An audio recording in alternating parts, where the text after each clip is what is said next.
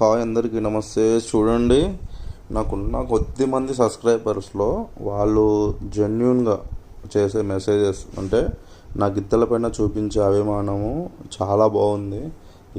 Thanks brother మీ అందరికీ. ఇంతకంటే నేనైతే ఏం చెప్పలేను.